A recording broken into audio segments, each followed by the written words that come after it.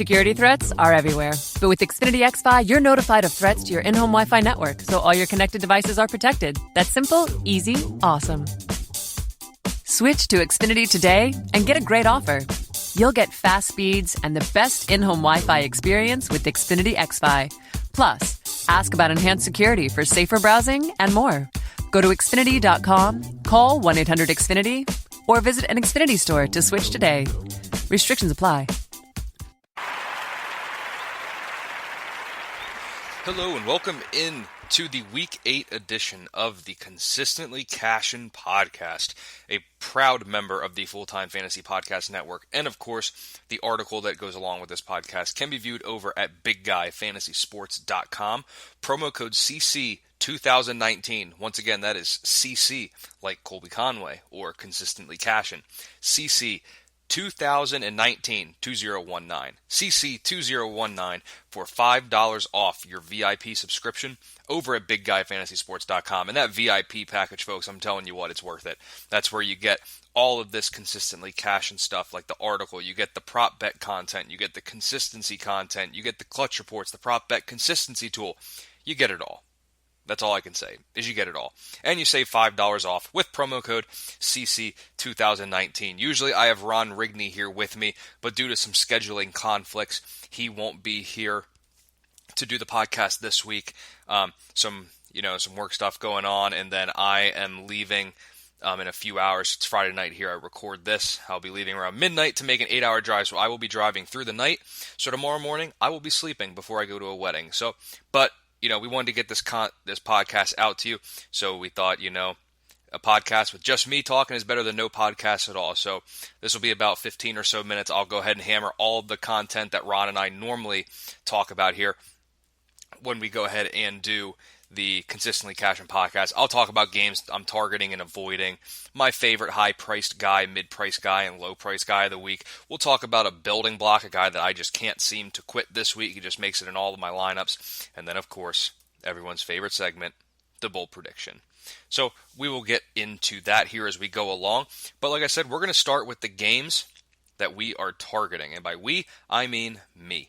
And I'm looking here, games this week. I see a lot of fantasy goodness in quite a few games. I think there's a lot to be had in the Houston-Oakland game. I think there's some very attractive pieces there, especially in the Houston passing attack. And on the Oakland side, there's a little bit. It's really not too much for them. It's more so coming from the Houston side, but there's a lot I like there. I like a lot in the Seahawks-Falcons game. If Matt Ryan plays, this becomes one of my favorite games to target. Eagles-Bills, couple interesting players at all. And by couple, I mean two, and that is it. Not really looking much elsewhere. Those are a couple of the games that I'm really, really liking. I really like the Packers-Chiefs game a lot too. However, that's not in the main slate, so we don't have access to that on FanDuel and DraftKings if you're playing the Sunday main slate. If we move along here to games that I am avoiding, just looking here, I found a way to get some pieces of just about every game on here. But I'll be honest with you, the one that I don't really have much exposure to is Carolina-San Francisco. I don't like many pieces on the Carolina side of the football. Christian McCaffrey is obviously one of the best running backs in football. However, I don't like this matchup, and at his price point, there's other guys that I like and I think that actually have higher upside this week at a diminished price. So it's hard for me to get McCaffrey in there. And from the San Francisco side of the football, that Carolina defense is decent as well. They just spread the wealth. I guess if you want to go Emmanuel Sanders in his debut, think they feed him. George Kittle should get some looks, but I don't think I have any exposure to this game in DFS. And Cleveland, New England is another one I don't have a lot of. I kind of like Sony Michel for some odd, crazy reason, to be honest, and I do like the New England defense. They are going to be worth it this week. I don't like that Jarvis Landry went out and started talking all that mumbo-jumbo coming into the game saying he's guaranteeing a win. There is no need to add fuel to the fire at all. There is no need to do that with that talented New England defense, and it's going to rear its ugly head at some point. That's all I have to say about that. But we'll go ahead here, move away from the games, and we'll get into some of our favorite options for the week in terms of like on a player level. So we're going to start with my favorite high-priced guy of the week. And for me, it pains me to say this only because the reason that it's happening is unfortunate, but it's hard not to play DeAndre Hopkins this week, folks. Coming off a good game where the targets were there, and he was fine for fantasy purposes. Did manage to catch that touchdown pass, which certainly helped. Should have been a second one if it weren't for that ref. That was a bad call. But caught 9 balls for the second week in a row on 12 targets for the second week in a row. Got over 100 yards and scored a touchdown. Now he gets this Oakland secondary.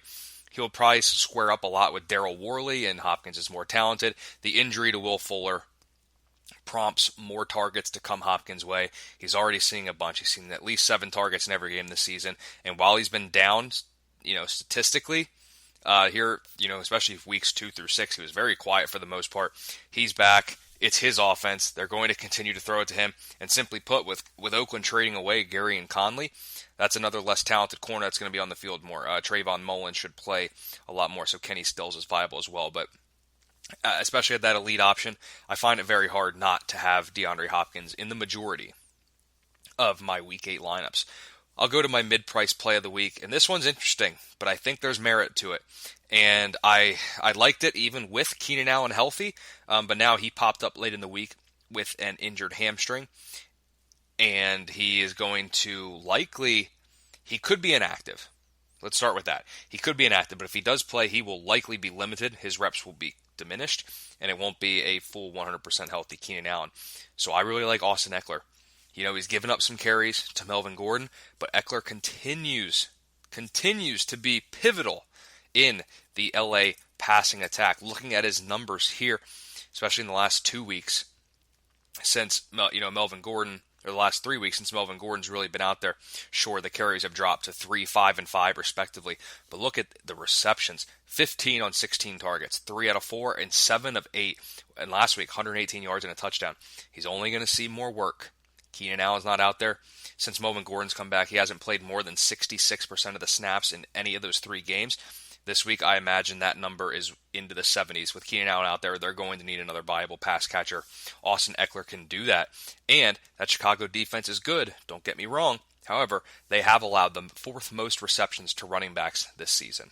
Eckler's a pass-catching back. Chicago allows receptions to pass-catching backs. Do you see what I'm getting at here?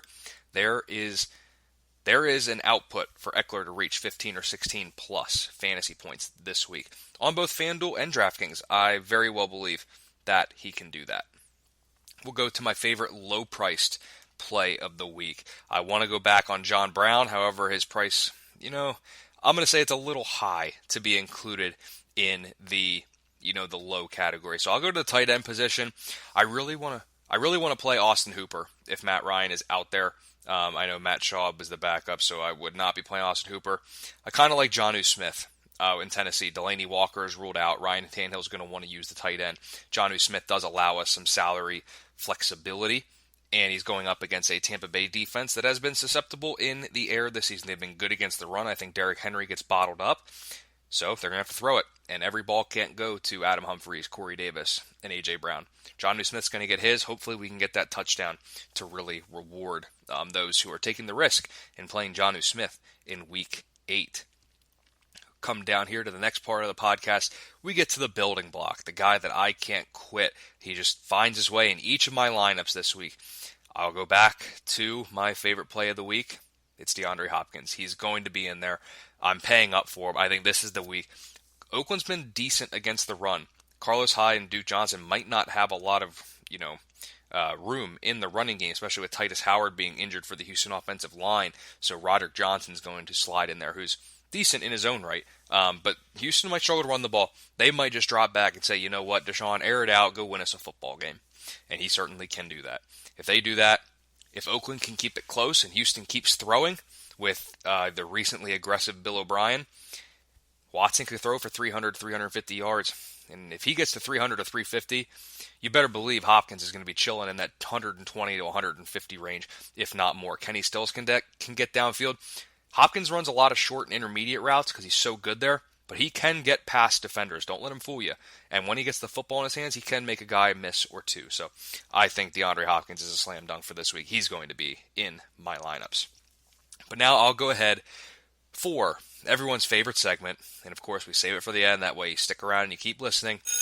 But my Week 8 bold prediction. I'm going with John Brown. Every time this guy has a good matchup, he's always in my lineup. Number one receiver for Buffalo, going up against an Eagles secondary that has been brutal this season. John Brown's 83% consistent on the season. Josh Allen is going to have to throw the football. The Philadelphia Eagles have allowed 7 different wide receivers to eclipse 100 receiving yards in a game this season. All but 2 of those outings have come with a touchdown. If you see what I'm getting at here? John Brown, 136 receiving yards and 2 touchdowns. Book it. I love John Brown this week. He might catch 7 or 8 balls. 136 yards, 2 touchdowns. That's what you need to know. That's the Buffalo receiver to play. He is going to kill it this weekend. So wherever you're playing him, get him in your lineup. I thought about him for my building block, to be honest. But, when push comes to shove, you're in a tie. Tiebreaker goes to the Texans, TTEC. So basically, alliteration says we have to. Tiebreaker goes to the Texans. So Hopkins gets the building block spot, but John Brown gets my bold prediction. But that is all that I have for you here in Week 8. We should be back in Week 9 with a full house with both myself and Ron delivering some DFS-related content. Make sure you check out the Consistently Cashin article over at BigGuyFantasySports.com. And once again, the Consistently Cashin podcast is a member of the Full-Time Fantasy Podcast Network. So make sure you check out, obviously, this podcast. Check it out over there. Check out the Prop It Like It's Hot podcast that Bob Long and I do, and all the other great content going on over there. And one last time, promo code CC2019 for $5 off your VIP subscription at Big Guy Fantasy Sports. So best of luck in Week 8. Hope you win some money. If you do, go ahead and send us some screenshots. We'd love to see it. But until next time, good luck and stay consistent. Security threats are everywhere. But with Xfinity XFi, you're notified of threats to your in-home Wi-Fi network, so all your connected devices are protected. That's simple, easy, awesome. Switch to Xfinity today and get a great offer. You'll get fast speeds and the best in-home Wi-Fi experience with Xfinity XFi. Plus, ask about enhanced security for safer browsing and more. Go to Xfinity.com, call 1-800-XFINITY, or visit an Xfinity store to switch today. Restrictions apply. If you need a job right now, then listen up. Amazon is now hiring for full-time warehouse positions in Carteret and Edison. Earn top pay rates and benefits from day one at a job you'll love with a shift that fits your life. Tap now or visit Amazon.com/EdisonJobs to apply today.